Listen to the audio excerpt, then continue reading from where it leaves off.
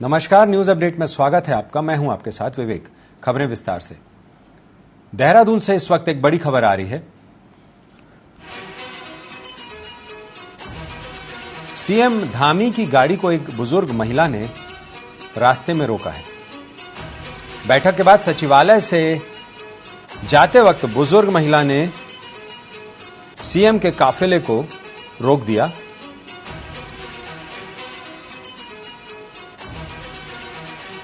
CM Dhami ने बुजुर्ग महिला से बात कर जानी समस्या। तो अपनी समस्या से मुख्यमंत्री को अवगत कराने के लिए सीएम के काफिले को एक बुजुर्ग महिला ने रोक दिया और महिला की परेशानी का जल्द समाधान करने के मुख्यमंत्री ने दिए निर्देश।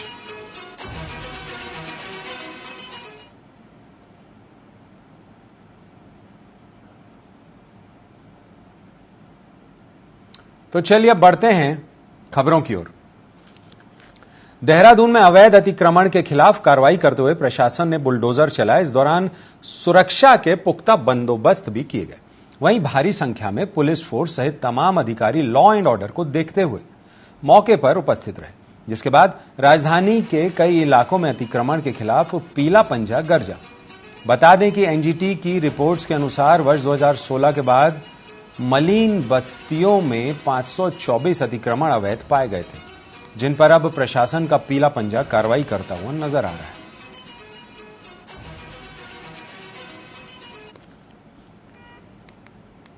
रिस्पना किनारे कुछ अतिक्रमण चिन्हित किए गए थे जो 11 मार्च 2016 के बाद के हैं।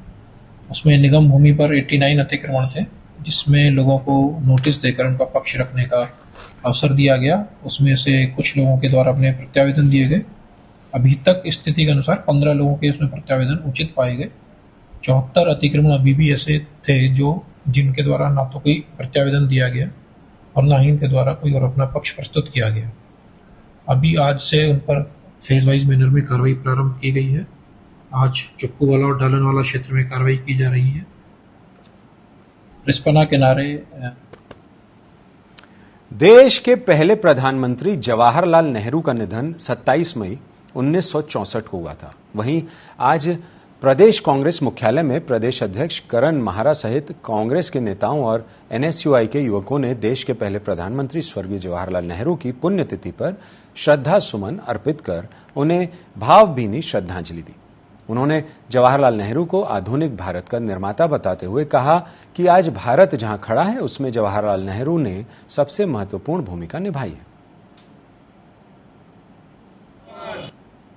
हर वर्ष जिस तरीके से भारत के आधुनिक भारत के निर्माता हम कहेंगे जवाहरलाल नेहरू को, और मैं तो ये कहूँगा कि भारत आज जहाँ खड़ा है उसमें सबसे अगर किसी की बड़ी भूमिका है तो जवाहरलाल नेहरू। मिक्स इकोनॉमी लाने वाले वही थे, जिस वजह से आज बोइंग भी हमारे यहाँ बन रहे हैं। बैलगाड़ी से भी काम चल रहा, बोइंग भी चल रहे हैं।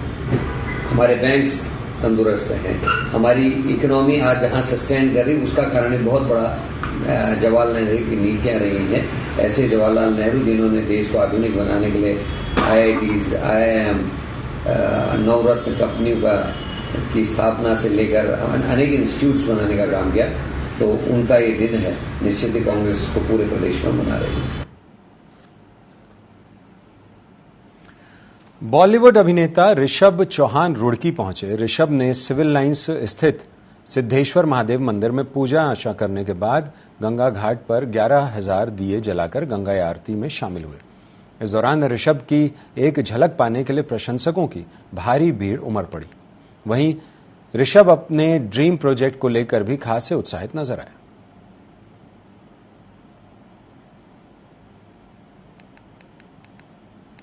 मैं चाहूंगा कि आप भी घर में जब काम बड़ा करते हैं, अच्छा काम होता है, तो मेरा मानना है कि सबसे पहले अपने महादेव का आशीर्वाद लेना चाहिए। तो जैसे वो आशीर्वाद लेने आया, कोई भी चीज बड़ी आप स्टार्ट करते हैं, चाहे वो आप हो चाहे हम हो, भगवान के नाम से स्टार्ट होता है। बस उसी के लिए आया 11,000 जलाए का। और हमारे उत्तराखंड को बहुत कई टेलीफोन आ रहे हैं सुबह से, इतना प्यार मिला है, इसको सब कितने लोगों ने यहाँ पर जगह नहीं मिल रही है खड़े होने की। अगर आप इधर गंगा के दूसरे किनारे देखोगे, वहां भी खड़े होकर लोग बाग देख रहे हैं। और रुड़की से सब ने, हमारे परिवार वाले, रुड़की हमारा परिवार ही है, सबने उनको आशीर्वाद दिया है और उसके ऊपर भगवान का भी बहुत आशीर्वाद है। हमारा सब जैसे कि इन्होंने कहा कि रुड़की के बारे में बॉम्बे में किसी को नहीं पता, लेकिन अब रुड़की हमारे बॉम्बे में नहीं, पूरी कंट्री में नहीं, पूरे वर्ल्ड में जाना जाएगा, क्योंकि हमारे रुड़की का बेटा इतना बड़ा मुकाम हासिल कर रहा है। तो रुड़की जो है अब हमारे लिए बहुत महत्वपूर्ण सिटी हो गया है और मैं चाहती हूँ कि रुड़की को हर बंदा, हर बच्चा और हर जगह पे पहचान बन रही है उसकी। अल्मोड़ा नगर की ड्रेनेज व्यवस्था को दुरुस्त करने के उद्देश्य से बनाए जा रहे 39 नालों का काम लटक गया है, जिसको लेकर जनप्रतिनिधियों और जनता में नाराजगी बनी हुई है। अल्मोड़ा विधायक मनोज तिवारी ने कहा कि सिंचाई विभाग और की ओर से बनाए जा रहे नालों का काम को छोड़कर ठेकेदार भाग गए हैं। विधायक ने कहा कि काम जल्द शुरू करने के लिए अधिकारियों से बात की जाएगी।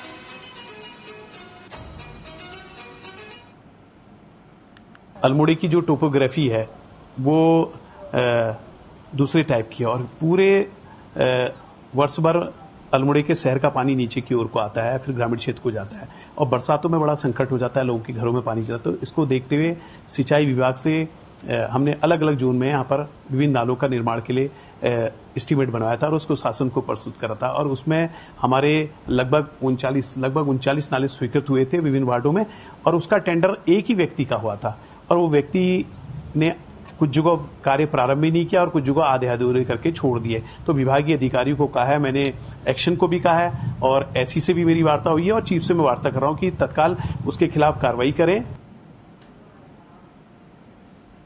उत्तराखंड बाल संरक्षण आयोग की अध्यक्ष डॉक्टर गीता खन्ना ने कहा कि महिला हिंसा और महिलाओं के प्रति बढ़ते अपराध को रोकने के लिए जागरूकता जरूरी है।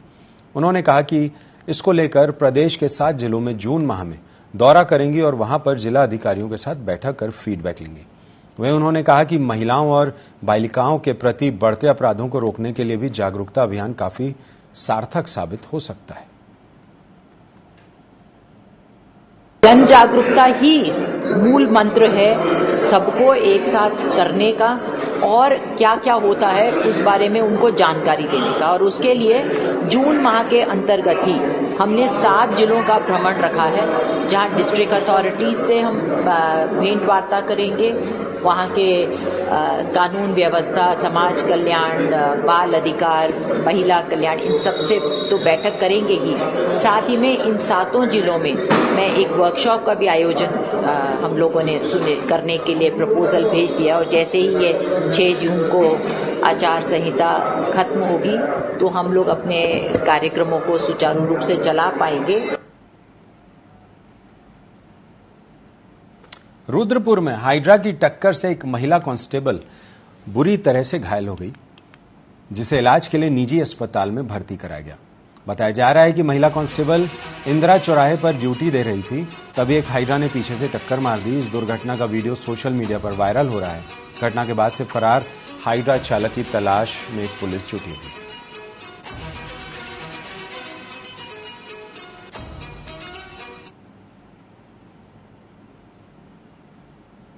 कि इंदिरा चौक पे चेकिंग के दौरान ये ट्रैफिक कांस्टेबल वहाँ तैनात थी, ट्रैफिक हेड कांस्टेबल, जिनका नाम कांता अग्रवाल है और उम्र करीब 36 वर्ष है। तो जब ये ट्रैफिक की ड्यूटी में कार्यरत थी तभी एक हाइड्रा व्हीकल ने इनकी पैर के ऊपर अपना टायर चढ़ा के गाड़ी चढ़ा दी, जिनसे इनके पैर पर काफ़ी चोट आई थी। इनको तत्काल ही हमारे पुलिस कर्मियों द्वारा हॉस्पिटल या नारायणा लाया गया, जहाँ इनका प्राथमिक उपचार किया गया है। अभी इनका ऑपरेशन पूरा हो चुका है और कुछ दिनों तक इनको ऑब्जर्वेशन के अंडर रखा जाएगा, ताकि अगर कोई और समस्या आती है तो उसका समाधान हो सके।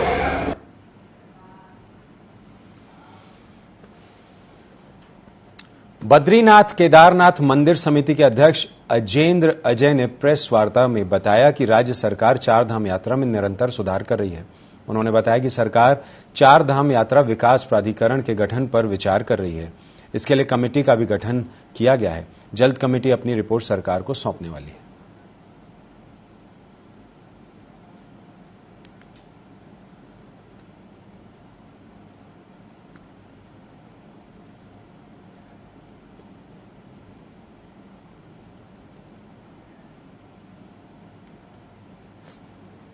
सरकार निरंतर जो चारधाम यात्रा व्यवस्थाएं हैं उनमें सुधार किस प्रकार से हो इसके लिए लगातार विचार कर रही है, प्रयास कर रही है।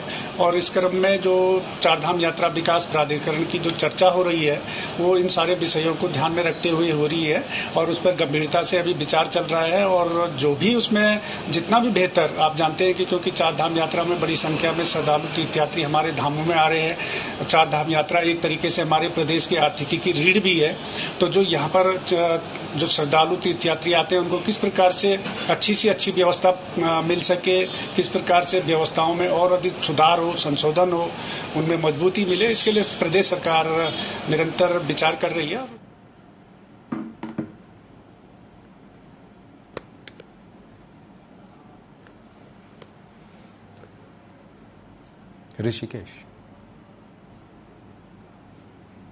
ऋषिकेश से इस वक्त एक बड़ी खबर दे रहे हैं आपको। मुख्यमंत्री सीएम धामी ने संभाली है चारधाम यात्रा की कमान, अपने हाथों में ले ली है कमान। ऋषिकेश पहुंचे सीएम धामी और सीएम ने यात्रा कार्यालय का औचक निरीक्षण भी किया। यात्रा की सभी तैयारियों को अपने स्तर पर जांच कर रहे हैं। तो सीएम धामी ने अपने हाथों में यात्रा की कमान ले ली है और औचक निरीक्षण किया है और अपने स्तर पर हर तरह की जांच कर रहे हैं। बड़ी खबर दे रहे हैं इस वक्त आपको ऋषिकेश से।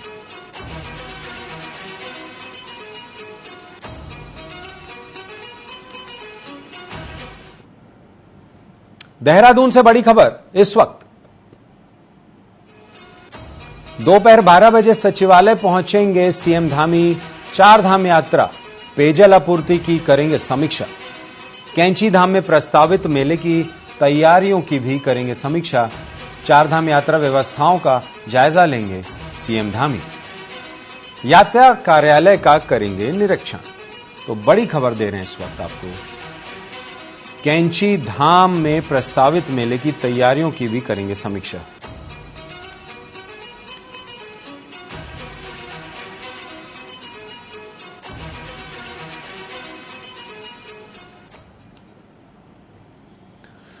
तो बढ़ते हैं अब खबरों की ओर।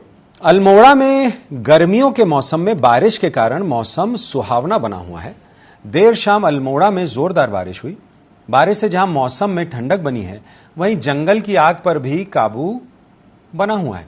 बीते सप्ताह से अल्मोड़ा में रोजाना बारिश हो रही है। इससे जल स्रोत रिचार्ज होने से लोगों को पानी की किल्लत भी दूर हो रही है।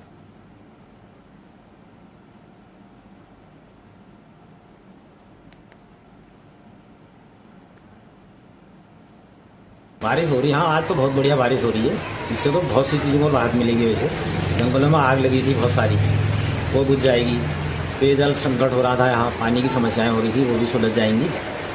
और इससे पर्यटक भी आएंगे, पर्यटकों में बढ़ोतरी होगी। ये बारिश हो रही है, किसानों के लिए भी फायदेमंद है। बारिश हो रही है। हाँ, अल्मोड़ा के कोसी बैराज में भारी सिल्ट जमा होने से बैराज की स्टोरेज क्षमता में 5 लाख लीटर की भारी कमी हुई है। सिंचाई विभाग के आला अधिकारियों का कहना है कि 40 लाख लीटर स्टोरेज क्षमता वाले कोसी बैराज में भारी गाद जमा हो गई है। इसी से इसकी क्षमता 35 लाख लीटर पहुंची। सिंचाई विभाग के अधिशासी अभियंता मोहन रावत ने कहा कि बैराज में भरे गाद की सफाई के लिए प्रोजेक्ट बनाकर जिला योजना की बैठक में प्रस्ताव दिया जाएगा।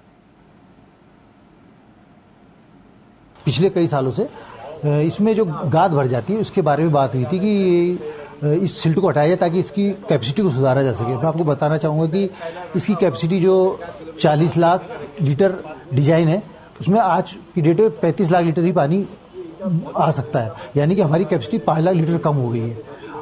तो चूंकि प्रॉपर सिल्ट सफाई न होने से इसका नुकसान हो रहा है, पानी की स्टोरेज कैपेसिटी कम हो रही है, साथ में कुछ साइड्स में कुछ जगह पे मिट्टी कटा होने से भी नुकसान हो रहा है। तो हमने ये अवगत कराया कि हम इसको कुछ जगह पे जिला योजना से प्रस्तावित कर रहे हैं ताकि साइड की मिट्टी हटा के ब्लॉक्स डाल सके, और इसकी सफाई के लिए भी हम एक योजना प्रोजेक्ट बना के अपने उच्च स्तर पर भेज रहे हैं। टनकपुर परिवहन निगम एवं लोहाघाट डिपो के सहायक महाप्रबंधक नरेंद्र कुमार गौतम के कड़ी मेहनत के फलस्वरूप टनकपुर डिपो अप्रैल 2024 में 84 लाख रुपए के लाभ एवं लोहाघाट डिपो अप्रैल 2024 में 13 लाख रुपए के लाभ में रहा। इस प्रकार पूरे उत्तराखंड में उच्च आय अर्जित करने में क्रमशः पहला एवं दूसरा स्थान प्राप्त किया।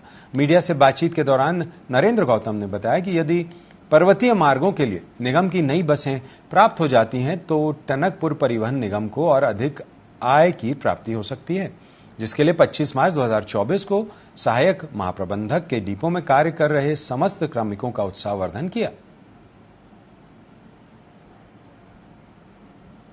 उत्तराखंड परिवहन निगम टनकपुर मंडल में टनकपुर डिपो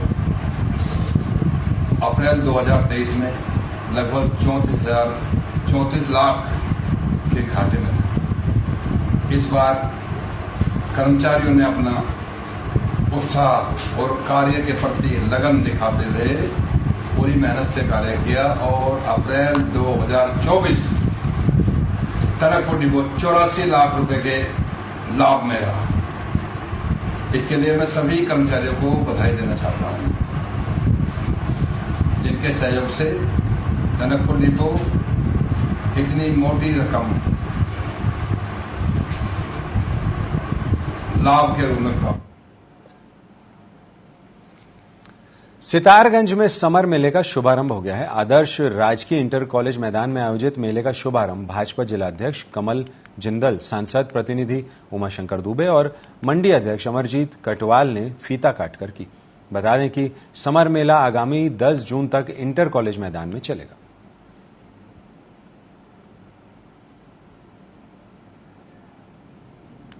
ये जो मेला है, जैसा बता रहा है आयोजक लोग, संभवतः 10 तारीख तक रहेगा और सबका प्रयास ये रहेगा कि मेला 20 तारीख तक रहेगा। गर्मियों की छुट्टी पड़ गई है, तो छुट्टी में बच्चों के मनोरंजन का साधन एक जो इसके आयोजक उन्होंने करा है, उनके लिए बहुत बधाई। और सितारगंज क्षेत्र के लिए जो इन्होंने ये इंडिया गेट आया है, मुझे तो लगता है कि संभवतः इस तरह के अंदर पहली बार ऐसा आया होगा एंट्री फ्री। और इन्होंने ये भी जनता की मांग पे एंट्री फ्री करी है। बच्चों को और सितारगंज के जो बड़े लोग हैं, इन सबको हथकरघा से बनी चीज़ें मिलेगी। लोगों को मेले में आके लाभ उठाना चाहिए। रुड़की में स्वास्थ्य विभाग की टीम ने फर्जी अस्पतालों पर ताबड़तोड़ छापेमारी की है, जिसके बाद अस्पताल संचालकों में हड़कंप मचा गया। आपको बता दें कि लगातार मिल रही शिकायतों पर सीएमओ के निर्देश पर रुड़की में फर्जी तरीके से चल रहे अस्पतालों के खिलाफ अभियान चला गया। आपको बता दें कि कैलाश अस्पताल व जीवनदीप अस्पताल को मौके पर सील किया गया है, जबकि फर्जी 4 हॉस्पिटलों पर 50-50 हजार रुपए का जुर्माना लगाया गया।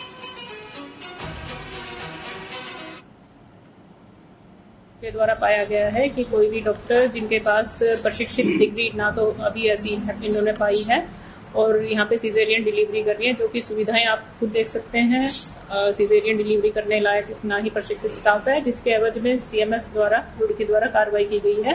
एज ए प्रशासन हमारे द्वारा इनको सहयोग प्रदान किया जा रहा है कि जो भी निर्देश प्राप्त। हल्द्वानी में अगर खरीद रहे हैं सपनों का आशियाना तो हो जाइए सावधान, क्योंकि हड़पी जा सकती हैं आपकी कीमती जमीन और सपनों का मकान।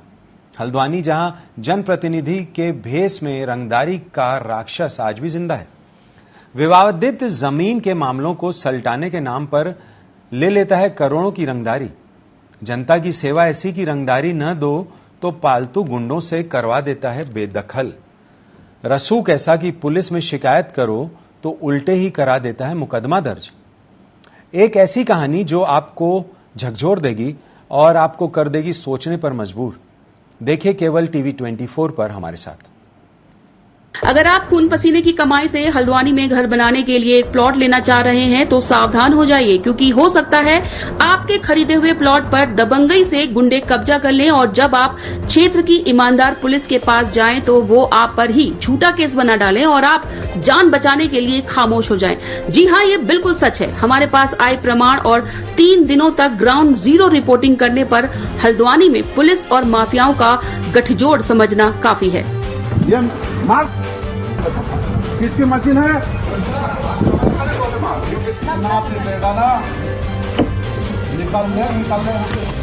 ये मोबाइल तोड़ चल रहा है।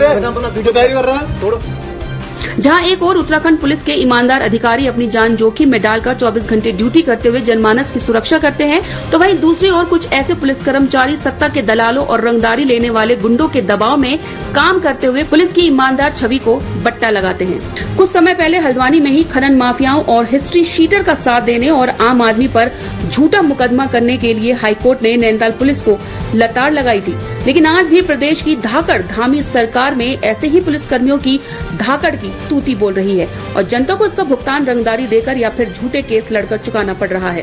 ताजे मामले के अनुसार रेखा बिष्ट ने 1 साल पहले ब्रिजमोहन कोहली से जमीन खरीदी थी, लेकिन जैसे ही रेखा बिष्ट और उनके परिवार ने जमीन पर कब्जा लेकर भूमि पूजन करना चाहा तो एक नए दावेदार सुशील कुमार अग्रवाल और बीजेपी नेता जिला पंचायत उपाध्यक्ष आनंद सिंह दरमवाल मय हथियार गुंडों के साथ वहां पहुंच गए और जमीन को सुशील कुमार अग्रवाल की बताते हुए भूमि पूजन के कार्यक्रम को तहस नहस कर डाला। रेखा बिष्ट और चंद्र बिष्ट के विरोध करने पर मौके पर मजदूर को बेरहमी से पीटकर परिवार को भद्दी गालियां दी और जान से मारने की धमकी देते हुए जमीन पर कब्जा छोड़ने को कहा, जिसके बाद रेखा बिष्ट ने ट्रांसपोर्ट नगर पुलिस चौकी में गुहार लगाई, लेकिन पुलिस ने एक नहीं सुनी। आखिर जब सीएम पोर्टल पर शिकायत की गई तब एसएसपी पंकज भट्ट के आदेश पर हल्द्वानी कोतवाली में 31 जुलाई 2023 को धारा 147, 427, 506, 507 में जिला पंचायत उपाध्यक्ष आनंद सिंह दरमवाल और अन्य के विरुद्ध एफआईआर दर्ज की गई।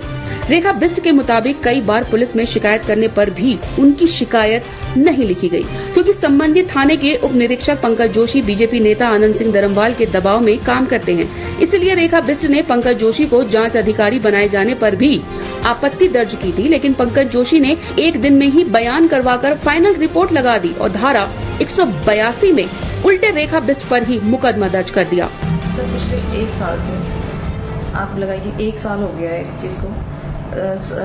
कोर्ट से भी हमारा सब कुछ हो चुका है, लीगली हम जीत चुके हैं, हमारा दाखिल खारिज सब कुछ हो चुका है, स्टे भी हमने लिया इनके खिलाफ, बट उसके बावजूद भी ये वहाँ आते हैं, हमको धमकाते हैं। मेरे पति, मैं अपने बच्चों के साथ इन्वॉल्वमेंट मेरी ज़्यादा है, बच्चे, अब मुझे अपना फैमिली भी देखना है, मुझे अपने बच्चे भी देखना है। हस्बैंड मेरे दिन रात 1 साल से, पिछले 1 साल से वो हस्बैंड मेरे कभी पुलिस स्टेशन भागते हैं, कभी कोर्ट भागते हैं, कभी तहसील जाते हैं, कभी कहीं जाते हैं, तो दिन रात यही कर रहे हैं। और कितनी बार उसने ये भी बोला है कि मैं तेरी रेकी करवा रहा हूँ। एक बार उसने इनसे मेरे हस्बैंड से ये भी कहा है कि मैं तेरी रेकी करवा रहा हूँ। अब रेकी आप समझते हैं कि रेकी का मतलब क्या हुआ कि दिन रात आप कहाँ जा रहे, किससे मिल रहे, कहाँ बैठ रहे, क्या कर रहे।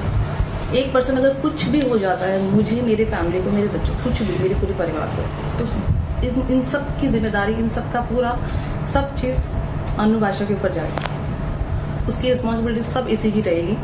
और मैं यही कहना चाहती हूँ कि प्लीज़ हमें इस चीज़ का न्याय मिले।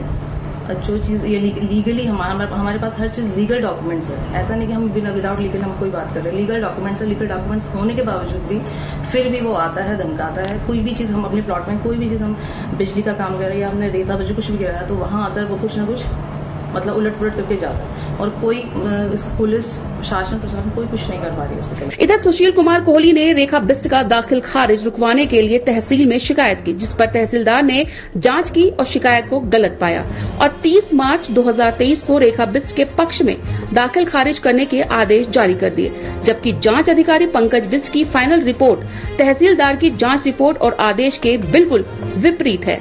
इसके बाद सुशील कुमार अग्रवाल और बीजेपी नेता आनंद सिंह दरमवाल गुंडागर्दी के बल पर प्लॉट खाली करवाने के लिए रेखा बिष्ट और उनके परिवार पर दबाव बनाने लगे, जिसके बाद रेखा बिष्ट ने कोर्ट का दरवाजा खटखटाया और कोर्ट ने 25 अप्रैल 2024 को रेखा बिष्ट के प्लॉट में अन्य के द्वारा इंटरफेयर न करने के लिए आदेश जारी कर दिए।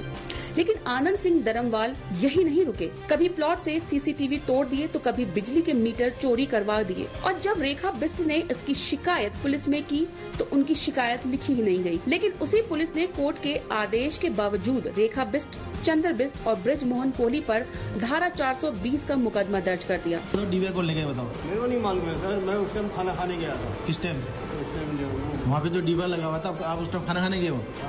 तो वहाँ से डीवीआर कौन चोरी करके ले गया? मेरे को क्या मालूम, मैं उस टाइम खाना खाने गया, मेरे बीच में वो कोई खाना खाने गया, उसके बीच में कोई आ गया, फिर मैं क्या बताऊँ। मेरे 2 मिनट का काम थोड़ी यार वो।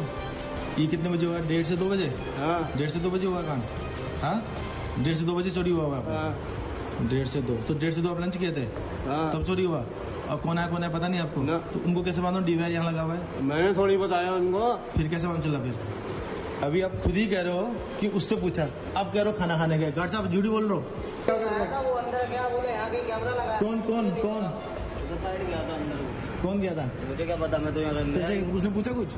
मुझसे कुछ नहीं पूछा, उस गार्ड से पूछा था, वो अंदर ले गया, अंदर से निकाल दिया। इस मामले में दूसरा पक्ष जानने जब हमारे संवाददाता हल्द्वानी पहुंचे और बीजेपी नेता आनंद सिंह दरमवाल से संपर्क किया तो वो 3 दिनों तक रोज मिलने का समय देकर टहलाते रहे और अंत में इस मामले में बोलने से इनकार कर दिया। इसी तरह सुशील कुमार अग्रवाल ने आनंद सिंह दरमवाल को बड़ा भाई कहते हुए गेंद उन्हीं के पाले में डाल दी और अपना पल्ला झाड़ लिया। आनंद सिंह दरमवाल जो कि बीजेपी नेता और वर्तमान में जिला पंचायत उपाध्यक्ष हैं और इन पर कई बार जमीन कब्जाने और रंगदारी वसूलने के गंभीर आरोप लग चुके हैं। हमारी तफ्तीश में पता चला कि जो जमीन रेखा बिष्ट के नाम दर्ज हो चुकी है और जिसे सुशील कुमार अग्रवाल और बीजेपी नेता आनंद सिंह दरमवाल अपना बता रहे हैं, दरअसल वो जमीन केवल कागजों तक ही सीमित है। फर्जीवाड़े की ऐसी गुत्थी जिसे पुलिस खोलना ही नहीं चाहती। अगर थोड़ा सा भी हल्द्वानी पुलिस के जांच अधिकारी ने निष्पक्ष तौर पर केस को देखा होता तो कहानी यहाँ तक नहीं पहुँचती। सुशील कुमार अग्रवाल ने दाखिल खारिज रोकने के लिए 5 बिंदुओं का शिकायती पत्र तहसीलदार को दिया था, जिस पर तहसीलदार ने विस्तार से प्रत्येक बिंदुओं को जांचा और परखा, जिसके बाद निर्णय रेखा बिष्ट के पक्ष में देते हुए दाखिल खारिज करने के आदेश जारी कर दिए थे। हम इससे 2 कदम और पहले की बात करते हैं, जिससे पता लगता है कि दुर्गा देवी और उनके बेटे गजेंद्र सिंह दरमवाल के द्वारा जमीन को लेकर सालों से फर्जीवाड़े किए जा रहे हैं और इसी फर्जीवाड़े के शिकार ब्रिज मोहन कोहली बने, जिसके बाद सुशील कुमार अग्रवाल और रेखा बिष्ट भी इसी फर्जीवाड़े के पीड़ित हैं। दुर्गा देवी और उनके बेटे गजेंद्र सिंह के फर्जीवाड़े के चलते कुछ इनकी प्रॉपर्टी यूनियन बैंक ने नीलाम कर बेच दी थी और कुछ प्लॉट पर कई रजिस्ट्रियां की गई हैं, जिसके चलते गजेंद्र सिंह दरमवाल फिलहाल फरार चल रहे हैं। ध्यान से समझिएगा कि मामला क्या है। 6 नवंबर 2017 को दुर्गा देवी अपने बेटे गजेंद्र सिंह को 0.126 हेक्टेयर की पावर ऑफ अटर्नी देती हैं। इसी पावर ऑफ अटर्नी से ठीक एक दिन बाद 7 नवंबर 2017 को गजेंद्र सिंह के द्वारा अनुराग सिंह को 0.102 हेक्टेयर जमीन बेच दी जाती है और दाखिल खारिज भी करवा दिया जाता है, जिसके बाद पावर ऑफ अटर्नी में केवल 0.024 हेक्टेयर जमीन शेष बचती है। लेकिन गजेंद्र सिंह तथ्यों को छुपाकर इसी पावर ऑफ अटर्नी से 18 मई 2018 को 0.104 हेक्टेयर जमीन ब्रिज मोहन कोहली को बेच देते हैं। गजेंद्र सिंह के द्वारा खाते में उपलब्ध जमीन से 0.08 हेक्टेयर जमीन ज्यादा बेच दी जाती है और तहसील स्तर के कर्मचारियों की मिलीभगत से दाखिल खारिज भी करवा दिया जाता है। अब सबसे बड़ा सवाल यहाँ ये उठता है कि जब खाते में जमीन ही नहीं थी तो इसका दाखिल खारिज कैसे हुआ? क्योंकि जब भी दाखिल खारिज की प्रक्रिया होती है तो सभी दस्तावेज लगाए जाते हैं और फिर यही जमीन 3 मई 2022 को ब्रिजमोहन कोहली सुशील कुमार अग्रवाल को बेच देते हैं। यहाँ पर गौर करने वाली बात यह है कि इसका भी दाखिल खारिज कर दिया जाता है। ब्रिजमोहन कोहली ने इसके अलावा दरमवाल परिवार से 2 रजिस्ट्री और करवाई थी, जिसमें एक रजिस्ट्री दुर्गा देवी के दूसरे बेटे हिमांशु सिंह ने अपने खाते से की थी, जो कि उसे अपने भाई भवान सिंह और गजेंद्र सिंह से वर्ष 2015 में दान में मिली थी। इसी जमीन में से हिमांशु सिंह 17 मई 2018 को 0.126 हेक्टेयर ब्रिजमोहन कोहली को बेच देते हैं। इस रजिस्ट्री में से 0.014 हेक्टेयर जमीन रास्ते में समायोजित कर दी जाती है, जिस वजह से ब्रिजमोहन कोहली के नाम केवल 0.112 हेक्टेयर का ही दाखिल खारिज होता है। 2 मई 2023 में ब्रजमोहन कोहली इस जमीन को रेखा बिष्ट को बेच देते हैं। इस कहानी में फर्जीवाड़े की शुरुआत गजेंद्र सिंह करते हैं, जो खाते में उपलब्ध जमीन से कई गुना ज्यादा जमीन ब्रजमोहन कोहली को बेच देते हैं और दाखिल खारिज भी करवा देते हैं। ब्रजमोहन कोहली, जिन्होंने अपनी मेहनत की कमाई से जमीन खरीदी, उन्हें आज तक इस बात का पता नहीं कि जो जमीन उन्हें दी गई वो मौके पर है ही नहीं, क्योंकि ब्रजमोहन कोहली ने अन्य 2 और जमीन के सौदे इन्हीं धर्मवाल परिवार से किए थे, जिसमें एक प्लॉट रेखा बिष्ट को बेचा गया और दूसरा सुशील कुमार अग्रवाल को, जिस पर वर्तमान में सुशील कुमार अग्रवाल काबिज है। चंद्र सिंह बिष्ट के अनुसार आज भी मामला कोर्ट में होने के बावजूद बीजेपी नेता आनंद सिंह धर्मवाल उनके प्लॉट में आए दिन नुकसान करते आ रहे हैं, ताकि हम लोग यहां से चले जाएं और ये प्लॉट पर अपना कब्जा कर सके। इस मामले में चंद्र सिंह बिष्ट कुमाऊं कमिश्नर दीपक रावत से खुद मिलकर शिकायत तक कर चुके हैं, लेकिन अपने ऑन द स्पॉट फैसले को लेकर हमेशा चर्चा में बने रहने वाले आईएएस दीपक रावत भी इस मामले में खामोश हैं। बहरहाल हल्द्वानी, जो एक शांत शहर के तौर पर जाना जाता है, यहाँ रंगदारी, अवैध कब्जा और गुंडागर्दी के कारण कई लोग परेशान हैं। जिन लोगों से रंगदारी ली गई, उनके मन में गुंडों का भय इस कदर बैठा हुआ है कि वो मीडिया के सामने आने से कतरा रहे हैं। लेकिन कई लोगों ने नाम न छापने की शर्त पर कई गंभीर खुलासे किए हैं और उनके सबूत भी दिए हैं। प्रदेश की बीजेपी धामी सरकार, जो कि गुंडागर्दी और भ्रष्टाचार को लेकर 0 टॉलरेंस की बात करती है, वहीं इनके द्वारा पोषित जनप्रतिनिधि और छुट भैये नेता सत्ता की हनक में कुछ भी कर गुजरने से परहेज नहीं करते हैं। मतलब साफ है कि अगर इस तरह के अराजक तत्व बीजेपी में शामिल हों तो जनता की रक्षक मित्र पुलिस इनकी रक्षक बन जाती है और असहाय रह जाती है भोली भाली जनता, जिसकी आवाज हम बन जाते हैं। अगर आप खून पसीने तो टीवी 24 में आज फिलहाल इतना ही। आप बने रहे हमारे साथ। नमस्कार।